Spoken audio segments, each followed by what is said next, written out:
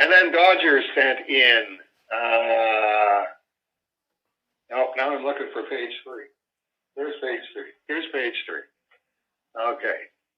To the alliteration-y Manly Matt and the eminently famous Dave Sim.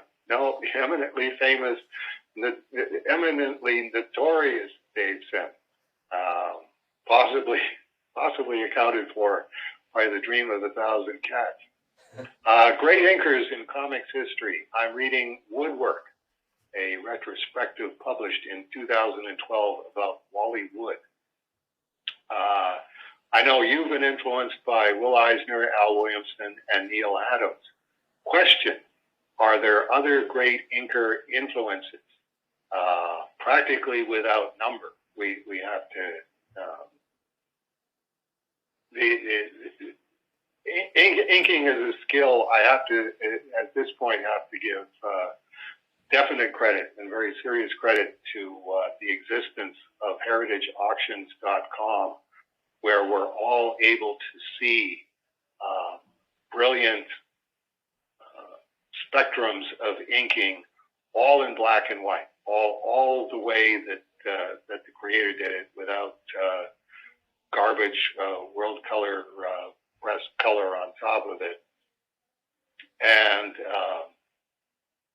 I'm sure this is bringing about a renaissance. We're just in the first 2 decades of heritage auctions and online scans of original artwork, and this is going to clarify for more artists than we could have imagined back in the 1970s and 1980s of this guy.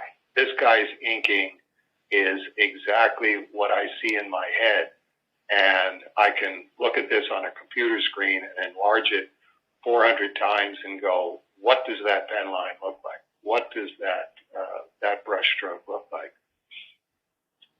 Which brings us to the next part of Mike's question.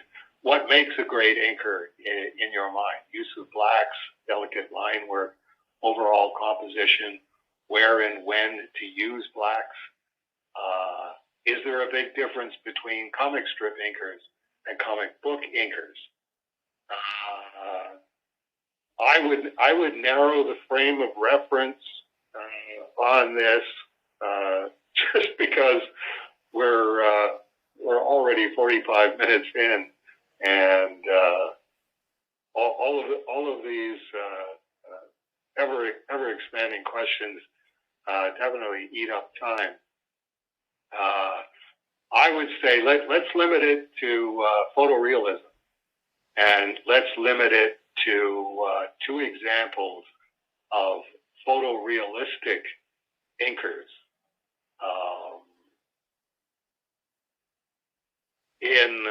And let's limit it to comic books. I would suggest 2 of the best examples that I could cite if you want to take a look at this and go, oh, okay, yeah, I know what Dave's saying here. The best example would be, and I'm looking forward to talking about this in Strange Death of Alex Raymond when I get up as far as the 1970s and 1980s. In terms of a separate inker, the collaboration between Gene Colan and Tom Palmer on Tomb of Dracula, and playing along at home. If you're asking what should I be looking at, I would suggest if you can get the Tomb of Dracula. What does Marvel call their the black and white books, their phone books? The Essential Collection. Essential books, right? Thank you. So if you can find Tomb of Dracula Essential, Tomb of Dracula ran 70 issues, and it really is a remarkable series. And the best way to see it is in black and white. Some of the reproduction isn't Heritage Auctions level of quality, but it is at least in black and white, and it's an amazing thing to look at if you're familiar with Gene Colan as a penciler. And Gene Colan did have a whole career in penciling for Marvel Comics before the collaboration with Tom Palmer on Tomb of Dracula. I would love to be not only a fly on the wall, but a fly inside of Tom Palmer's brain when he got Gene Colan's pencils on Tomb of Dracula and was looking at it going, man, there's a lot of interpretation that needs to go in here. I can see what Gene Colan is doing, but Gene Colan is a very unique penciler. I describe him as the fisheye photorealist because it's like looking at Gene Colan looked at the world through a fisheye lens, and it's all very, very accurate, but it's all very, very imaginative because he is making it up. This is what this looks like from this angle. This is not only what this character looks like in a fisheye lens. This is what the background looks like in a fisheye lens. And Tom Palmer was a very, very literalist, Johnstone and Cushing style illustrator, in addition to being a comic book inker. And what he was looking at and going, okay, it's all here in this part of Gene's pencils. Over here, it just sort of drifts off into, and then, the pencils look something like this. But in terms of my own inking, speaking as Tom Palmer, I'm really, really precise. Like I'm way at the literalist end of things. What does this look like? So there's not only Tom Palmer being faithful to Gene Colan's pencils, but then saying, okay, I have to take all of my chops and say, not only do I have to figure out what this chair and this room look like in behind the character, I have to figure out what they look like in a fisheye lens, and then I have to ink them with either a Hunt 102 or a Gillot 290 or whatever Tom Palmer was inking, and say, this is exactly what this would look like in Gene Colan's frames of reference. In addition to being a very fun comic book and a very fun variation on Dracula, page after page after page of this, just bear in mind when you're looking at it, not all of this was here in pencil, and what Tom Palmer brought to the table and learned to interpret over the course of the 70 issues. I think it was a monthly title, so it was a good 6 years of Tom Palmer going, okay, here it is again, and I have to do this as literally as possible. You can't do that, and coupled with Marvel Wolfman's wonderful storylines and wonderful characters and intricacies, interpreted from Gene Colan's pencils, since they were working Marvel style. You really can't do better than Tomb of Dracula. I'll find out that the essential volumes have been sold out for years. These are going for hundreds, if not thousands of dollars on eBay because people have figured this out. But if they haven't figured it out, definitely, in terms of what you're asking, Mike, try and find Tomb of Dracula essential volumes, and boy, just read the story, but just just look at Gene Colan over to Tom Palmer, Tom Palmer back to Gene Colan. Can't do better than that. The other one that I would think of in that category is Frank Miller and Klaus Janson on Dark Knight Returns. And unfortunately, there you'll have to go to Heritage Auctions and look at the scans, because if I'm not mistaken, I don't think there's a black and white version of Dark Knight Returns. There might be. They might have done an absolute edition that was black and white. Oh, is that what it's called, an absolute edition? Well, and the other thought is, for both these series, there may be artist editions where it's the art at size reproduced, in the nice fancy $100, $200 hardcovers. Which I'm not going to direct anybody in that direction, but yeah, if you have a bottomless bank account and you can find artist editions, excuse me, I'm drooling myself right here, going, an artist edition of Tomb of Dracula. Ooh. Or Dark Knight Returns, artist edition. Ooh. See, I'd be going the cheap route. I'd be going, okay, Heritage Auctions. Let's see how many auctions I can go through, because a lot of the Dark Knight Returns artwork is definitely coming onto the market. Pages that people bought for $200, $300 back in the 1980s from either Frank or Klaus Janson are now going for tens of thousands of dollars, which does tend to bring them out of the woodwork. But same basic principle. Frank Miller and Klaus Janson works together on Daredevil, and I would be very curious. I don't know if there's any commentary that either of those guys have done on the work. Did Frank sit down with Klaus Janson and go, okay, I see what you're doing on Daredevil, and, two enthusiastic thumbs up on that one. But now I'm going to be doing this project for DC called Dark Knight Returns, and I want you to be the anchor on it, and I'm going to be leaning into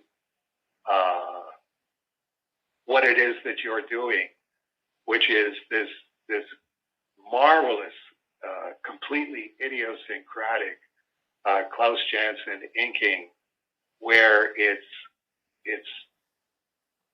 virtually all pen, some brush, but really, really spontaneous. And it was derived from Neil Adams. I mean, it was okay. This is very, very popular art style here in the 1980s. All of us going, I want to do Neil Adams, but I can't do Neil Adams because I'm not Neil Adams. So here's what I'm going to do, doing this extremely pen-heavy. Klaus Janson took everything to a place that had never been before. And as I say, I'm very, very curious as to whether there was any kind of dialogue on it, because I don't think there was any dialogue on the Gene Colan and Tom Palmer collaboration. It was just, whoever the editor was said, okay, here's Gene Colan's pencils. Tom Palmer's got some time.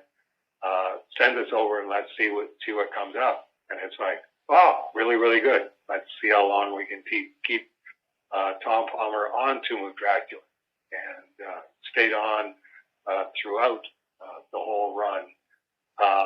In this case, Frank Miller was, okay, I'm doing Daredevil, but if I get a chance to go from doing Daredevil to doing Batman, I'm going to take it because Batman is going to outsell Daredevil by orders of magnitude.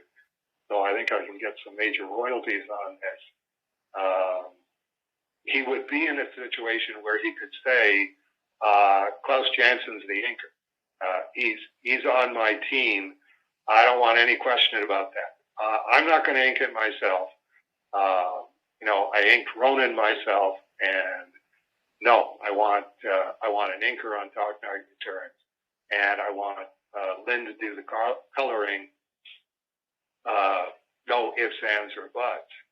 And did Frank at that point go, okay, Klaus, we have to talk about this? And as I say, have you read any commentary like that on the collaboration between Frank Miller and Klaus Janson, what they had to say about it and how it started? I haven't. I don't know if there is any, or if it's just something I haven't seen. There may have been like Wizard interviews back in the 90s. Maybe. Right. So you want the good news or the bad news, Dave? Let's start with the bad news.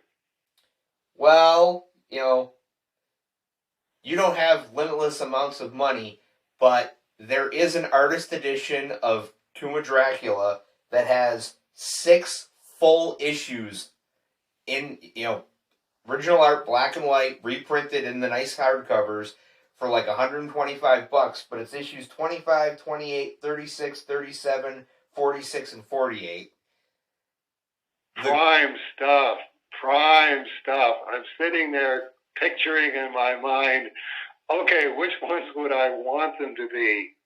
And it's like, yeah, that's definitely in the range. That would be, I am drooling. I didn't know I was going to need a drool cup for this edition of Please Hold for Dave Sim. Oh, I'm dying.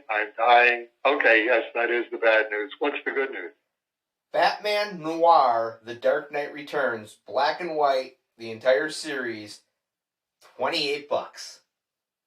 Hey! Now you're talking Dave Sim money. Oh, okay. All right. I don't know if I'm telling tales of the school here. That I think Frank Miller and Klaus Janson came to loggerheads at some point and maybe aren't comfortable talking about how the collaboration went down, or at least how it ended up. But that's just an impression that I have in my mind. But I would be interested that like there is some commentary by Barry Windsor Smith in the Red Nails artist edition, but most of it is not really too much commentary by him. Given the impact that Dark Knight Returns had on the comic book field,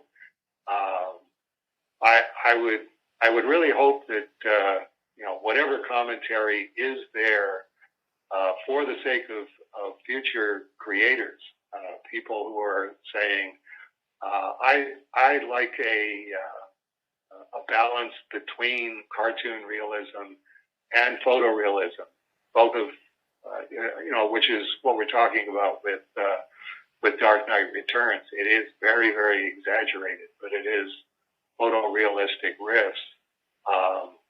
What was the decision making? Are there pencils? Did Klaus Janson photocopy Frank Miller's pencils before he inked them? And are there before and after? Because there's a lot of stuff you can learn from that. But getting back to Dodger, he had how do you feel? I put a box around feel, obviously. about Wally Wood's inking and art legacy. So it's I do have I think a salient observation about Wally Wood's inking. If you think of the assistants that Wally Wood had, just off the top of my head, the top guys in terms of where they went after being Wally Wood's assistants: Larry Hama, Wayne Howard, Dan Adkins, Ralph Reese. I think one of the Wally Wood's inking and art legacies that doesn't get talked about very much at all, and I think that's dropping the ball on who Wally Wood was the strength of Wally Wood's inking. As soon as Wally Wood inked a job, it might as well be a Wally Wood job, because it was just that powerful an inking style. You look at it and you go, okay, I know what that is. And it was so dominant that the job that the assistants had working for Wally Wood was pulling out swipes from the swipe file. It's like, find me a girl's head, and okay, here's Stan Drake's Heart of Juliet Jones. And I always love Larry Hama's comment that the only Heart of Juliet Jones collections that existed back in the day when he was Wally Wood's assistants were in Spanish. There were no English language Heart of Juliet Jones, which is mind-boggling. Larry Hama's reaction was, this Spanish guy, Stan Drake, he really knows how to draw. But one of their jobs, the job would be, I need a girl's head. Go look at the Heart of Juliet Jones collections, find a girl's head, and photocopy it and stick it down on this page up ahead on this job that I'm working on. And Wally Wood could trace on a light table, or Larry Hama would trace on a light table, this Stan Drake head, and they're pretty distinctive. Like Juliet Jones looks like Juliet Jones. Eve Jones looks like Juliet Jones, and it'd be a major challenge trying to make it not look like Stan Drake did it. And boom, as soon as Wally Wood sat down with Larry Hama's pencils tracing of an Eve Jones head, it's a Wally Wood head. And it's like, how do you do that? How could you possibly? It was just, the man was like an inking bulldog, where as he saw it, he's Wally Wood, and this is going to be a Wally Wood job when it's done. He was a steamroller, and he turned all of these very, very distinctive artists, Larry Hama, Wayne Howard, Dan Adkins, Ralph Reese, into steamrollers, where I see with Wally Wood's eyes, because that's my job, and this is a background figure, and I know how to make this look as if Wally Wood drew it. We're not worthy. We're not worthy. Wayne Howard in particular, Dan Adkins in particular, saw through Wally Wood's eyes, and there is no other artist that I can think of that was in that category. Neil Adams would have died and gone to heaven if he was capable of doing that to his assistants. They all tried to look like Neil Adams, all of the crusty bunkers. working at Continuity Associates, but they all started developing their own riffs. It's like you could tell looking at a Crusty Bunker job. I think Neil probably did this. I don't think Neil did this. But Dick Giordano was about the only one at Continuity with the Crusty Bunkers where you would go, is it Neil or is it Dick? But everybody else was, well, okay, it got the job done, and Neil and Dick didn't have to ink all of it. So good revenue for Continuity Associates. But in terms of a steamroller, Wally Wood was the only steamroller in that category. And it's a prayer time, so I'm going to have to interrupt and call you back in a little while, Matt. Okay, that works. Talk to you in a few minutes. Bye-bye. All right, bye.